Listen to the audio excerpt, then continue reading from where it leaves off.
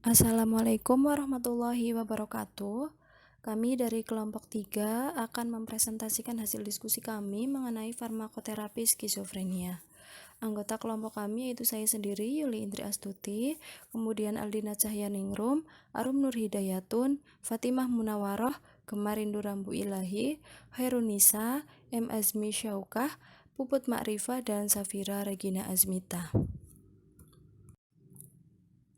Bahasan yang akan dijelaskan pada diskusi ini yaitu pengertian skizofrenia, sejarah skizofrenia, epidemiologi, etiologi, gambaran klinis, kriteria diagnosis, kesembuhan pasien, faktor kekambuhan pasien, kategori skizofrenia, dan terapi skizofrenia. Pengertian skizofrenia.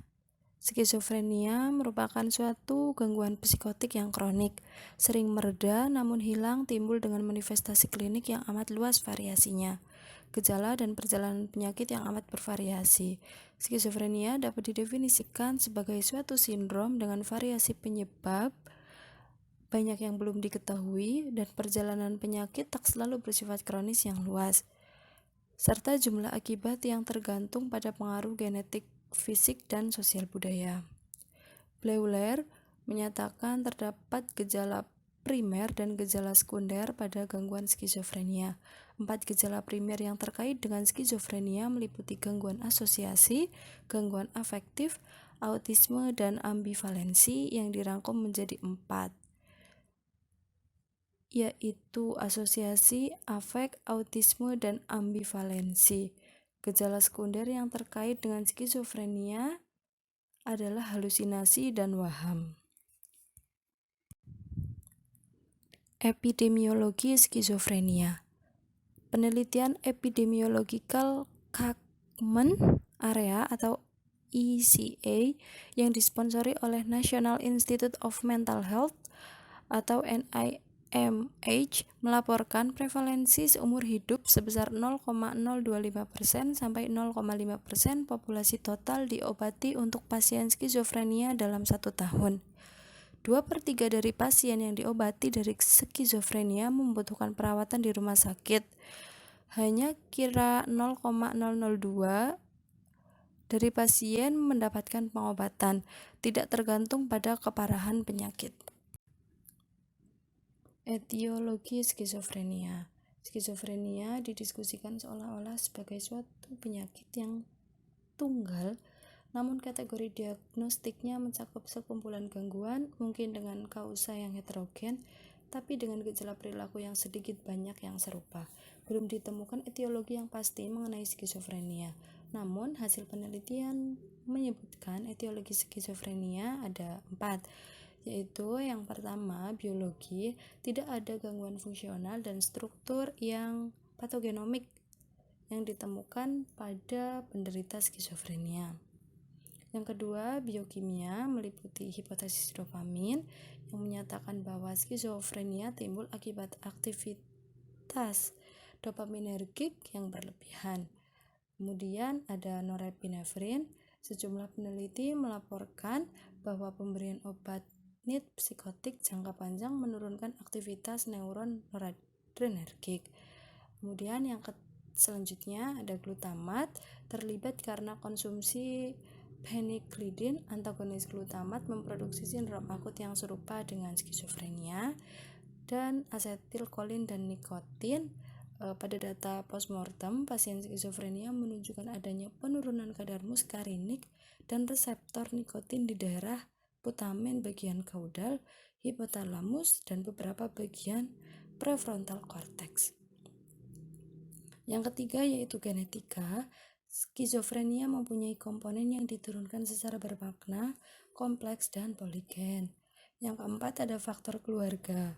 Kekacauan dan dinamika keluarga memegang peranan penting dalam menimbulkan kekambuhan dan mempertahankan remisi. Kemudian yang kelima adalah model diatesis stres untuk mengintegrasikan faktor biologis, psikososial, dan lingkungan. Dan yang keenam ada psikososial. Gambaran dan perjalanan klinis dari skizofrenia. Skizofrenia merupakan penyakit kronis dengan gejala heterogen, dapat digolongkan pada 3 dimensi, yakni gejala positif, negatif, dan disorganisasi. Gejala positif meliputi halusinasi, waham, gaduh, gelisah, dan perilaku aneh serta bermusuhan. Gejala meliputi efek tumpul atau datar, menarik diri, berkurangnya motivasi, miskin kontak emosional, pasif, apatif, dan sulit berpikir abstrak. Gejala-gejala disorganisasi meliputi disorganisasi pembicaraan, disorganisasi perilaku, serta gangguan pemusatan perhatian dan pengolahan informasi. Gejala-gejala ini juga dikaitkan dengan hendaya sosial dan pekerjaan pada pasien skizofrenia. Perjalanan klinis gangguan skizofrenia berlangsung secara perlahan-lahan meliputi beberapa fase, dimulai dengan keadaan prodromal atau awal sakit, fase aktif, dan keadaan residual atau sisa. Kriteria diagnosis skizofrenia. Kriteria diagnosis skizofrenia pada PPDGJ 3 atau ICD-10 yakni sebagai berikut. Yang pertama, harus ada sedikitnya gejala berikut ini yang sangat jelas dan biasanya 2 gejala atau lebih bila gejala-gejala tersebut kurang jelas, yaitu isi pikiran, waham atau delusinasi, halusinasi berupa suara yang berkomentar secara terus-menerus terhadap perilaku pasien yang mendiskusikan perihal pasien di antara mereka sendiri, atau jenis suara halusinasi lain yang berasal dari salah satu bagian tubuh. Waham-waham menetap lainnya yang menurut budaya setempat dianggap tidak wajar dan sesuatu yang mustahil, misalnya kemampuan di atas manusia biasa. Atau paling sedikitnya 2 gejala di bawah ini yang harus selalu ada secara jelas. Yang pertama, halusinasi yang menetap dari panca indera, kemudian arus pikiran yang terputus atau yang mengalami sisipan yang berakibat inkoherensia atau pembicaraan yang tidak relevan atau neologisme. Yang ketiga, perilaku katatonik seperti keadaan gaduh gelisah, posisi tubuh tertentu atau fleksibilitas serea, negativisme, mutisme, dan stupor. Yang keempat, gejala negatif seperti sikap apatis, bicara yang jarang, dan respon emosional yang menumpul tidak wajar, biasanya yang mengakibatkan penarikan diri dan pergaulan sosial dan menurunnya. Adapun gejala-gejala khas tersebut di atas telah berlangsung selama kurun waktu 1 bulan atau lebih, tidak berlaku untuk setiap fase non-psikotik prodromal. Harus ada suatu perubahan yang konsisten dan bermakna dalam mutu keseluruhan atau overall quality dari beberapa aspek perilaku pribadi, bermanifestasi sebagai hilangnya minat, hidup tak bertujuan, tidak berbuat sesuatu, sikap larut dalam diri sendiri, dan penarikan diri secara sosial. Kesembuhan pasien skizofrenia. Gangguan mengenai diagnosa skizofrenia dibuat berarti sudah tidak ada harapan lagi bagi orang yang bersangkutan. Kepribadiannya selalu akan menuju ke arah kemunduran mental atau deteriorasi mental. Seseorang dengan gangguan skizofrenia kemudian menjadi sembuh, maka diagnosanya harus diragukan. Angka kesembuhan skizofrenia berdasarkan riset kesehatan dasar atau Riskes Depkes RI tahun 2013 menunjukkan sekitar 80% pasien yang dirawat di rumah sakit jiwa dengan skizofrenia, 25% dapat sembuh, 25% dapat mandiri, 25% membutuhkan bantuan, dan 25% jatuh ke dalam kondisi berat. Faktor-faktor kekambuhan pasien gangguan skizofrenia. Kekambuhan diartikan sebagai suatu keadaan di mana apabila seseorang pasien skizofrenia yang telah menjalani rawat inap di rumah sakit jiwa dan diperbolehkan pulang, kemudian kembali menunjukkan gejala-gejala sebelum dirawat inap. Setiap relapse yang terjadi berpotensi membahayakan bagi pasien dan keluarganya. Maka apabila relapse terjadi, maka pasien harus kembali melakukan perawatan inap di rumah sakit jiwa atau rehospitalisasi untuk ditangani oleh pihak yang berwenang. Ada 2 faktor yang mempengaruhi kekambuhan, yaitu yang pertama faktor internal, meliputi usia, genetik, jenis kelamin, pendidikan, dan pekerjaan. Kemudian faktor eksternal meliputi dukungan keluarga, peran petugas kesehatan, dan kepatuhan pengobatan dari pasien. Kategori skizofrenia dalam DSM-4-ER. Tipe gangguan skizofrenik pertama kali dikemukakan oleh Kraepelin bertahun-tahun lalu, yaitu yang pertama skizofrenia disorganisasi. Bentuk gejala yang timbul yaitu cara bicara mereka mengalami disorganisasi dan sulit dipahami oleh pendengar. Kemudian yang kedua skizofrenia katatonik. Ciri utama pada skizofrenia tipe ini adalah gangguan pada psikomotor yang dapat meliputi ketidakbergerakan, aktivitas motorik yang berlebihan, kemudian ada mutisme atau sama sekali tidak mau berbicara dan berkomunikasi, serta gerakan-gerakan yang tidak terkendali. Yang ketiga ada skizofrenia paranoid. Ciri utama dari skizofrenia tipe ini adalah adanya waham yang mencolok atau halusinasi auditori. Yang keempat, skizofrenia tipe undiferensiasi. Jenis skizofrenia di mana gejala-gejala yang muncul sulit untuk digolongkan pada tipe skizofrenia tertentu. Yang terakhir ada skizofrenia residual. Diagnosis skizofrenia tipe residual diberikan bila mana pernah ada paling tidak 1 kali episode skizofrenia, tetapi gambaran klinis saat ini tanpa simptom positif yang menonjol. Penanganan biologis skizofrenia. Ada terapi kejut dan psikosurgery. Di awal tahun 1930-an, praktik menimbulkan koma dengan memberikan insulin dalam dosis tinggi diperkenalkan oleh Sekel, yang mengklaim bahwa 3/4 dari pasien skizofrenia yang ditanganinya menunjukkan perbaikan signifikan. Berbagai temuan oleh para ahli lain kurang mendukung hal tersebut, dan terapi koma insulin yang berisiko serius terhadap kesehatan, termasuk koma yang dapat disadarkan dan kematian secara bertahap, ditinggalkan. Pada tahun 1935, Moniz, seorang psikiater, memperkenalkan lobotomi prefrontalis, suatu proses pembedahan yang membuang bagian-bagian yang menghubungkan lobus frontalis dengan pusat otak bagian bawah. Kemudian ada terapi somatik atau medikamentosa. Yang pertama ada antipsikotik konvensional. Obat antipsikotik yang paling lama penggunaannya disebut antipsikotik konvensional. Walaupun sangat efektif, antipsikotik konvensional sering menimbulkan efek samping yang serius. Contoh obat antipsikotik konvensional antara lain haloperidol, thioridazin, thiotixin, fluphenazin, trifluperazin, chlorpromazin, dan perbenazin. Yang ketiga ada neuroatypical antipsikotik. Obat-obat yang tergolong kelompok ini disebut atipikal karena prinsip kerjanya berbeda, serta sedikit menimbulkan efek samping bila dibandingkan dengan antipsikotik yang konvensional.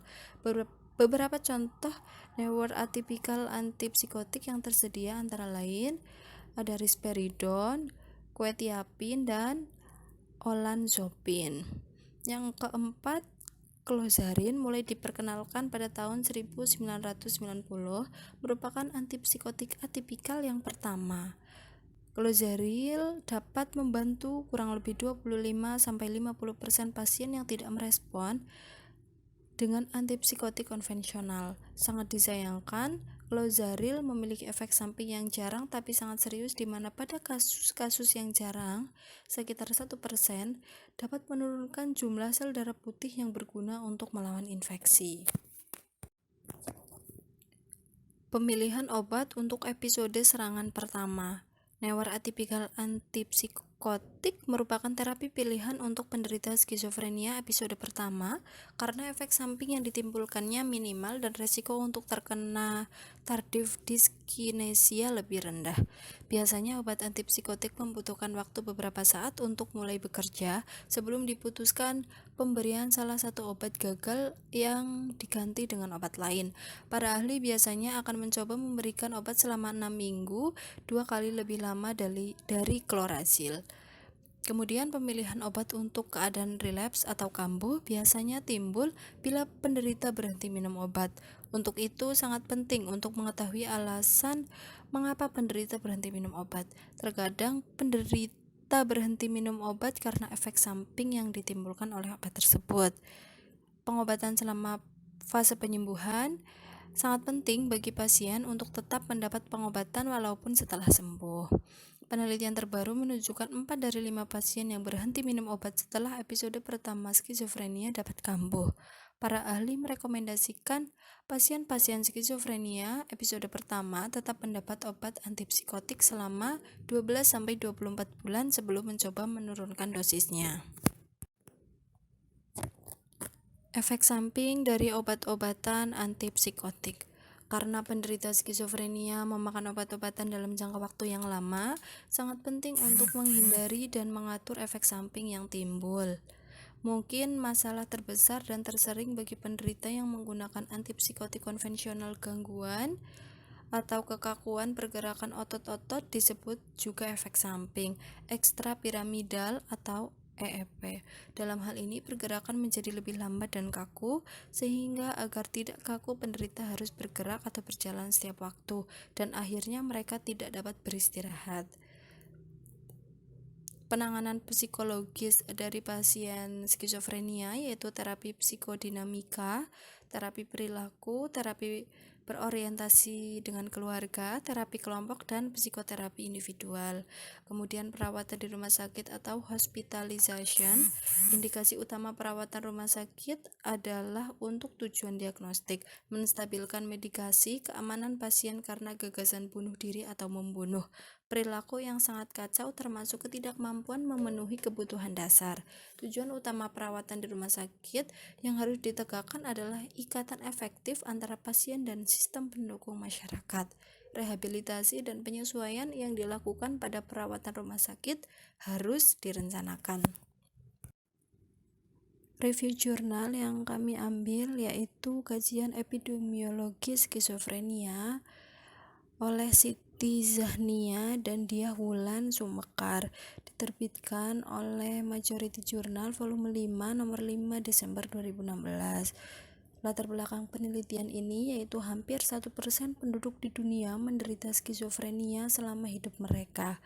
Gejala skizofrenia biasanya muncul pada usia remaja akhir atau dewasa muda. Onset pada laki-laki biasanya antara 15-25 tahun dan pada perempuan antara 25-35 tahun. Prognosis biasanya lebih buruk pada laki-laki bila dibandingkan dengan perempuan. Onset setelah berumur 40 tahun jarang terjadi. Kejadian skizofrenia pada pria lebih besar daripada wanita. Tujuan dari penelitian ini yaitu memaparkan masalah skizofrenia secara epidemiologis dari gejala, klasifikasi, prevalensi, faktor resiko, dan pengobatan skizofrenia. Metode penelitian yang dilakukan pada jurnal kajian epidemiologi skizofrenia yaitu metode analisis yang digunakan secara analisis deskriptif komprehensif berdasarkan pada pokok-pokok masalah yang ada pada tujuan penulisan. Hasil penelitian yang diperoleh yaitu survei yang telah dilakukan pada beberapa negara memiliki laju insiden per tahun skizofrenia antara 0,1 sampai 0,4 per 1000. Skizofrenia merupakan gangguan psikotik yang paling sering. Tipe skizofrenia menurut ADCX adalah skizofrenia paranoid, skizofrenia hebefrenik, skizofrenia katatonik, skizofrenia tak terinci, depresi pasca skizofrenia, skizofrenia residual, skizofrenia simplex, skizofrenia lainnya, dan skizofrenia yang tak tergolongkan. Hipotesis dopamin menyatakan bahwa skizofrenia disebabkan oleh aktivitas berlebihan pada jaras dopamin mesolimbik. Mekanisme neuroinflamasi juga berperan dalam skizofrenia yang menghasilkan disregulasi glutamatergik atau hipofungsi dan dopaminergik atau hiperfungsi limbik, hipofungsi frontal. Selain itu, faktor psikososial mempengaruhi timbulnya gejala skizofrenia. Penyakit autoimun seperti lupus erythematosus sistemik dapat mempengaruhi otak melalui jalur peningkatan permeabilitas barrier darah otak, membuat otak terpengaruh oleh komponen autoimun seperti autoantibodi dan sitokin sehingga menjadi salah satu faktor terjadinya skizofrenia.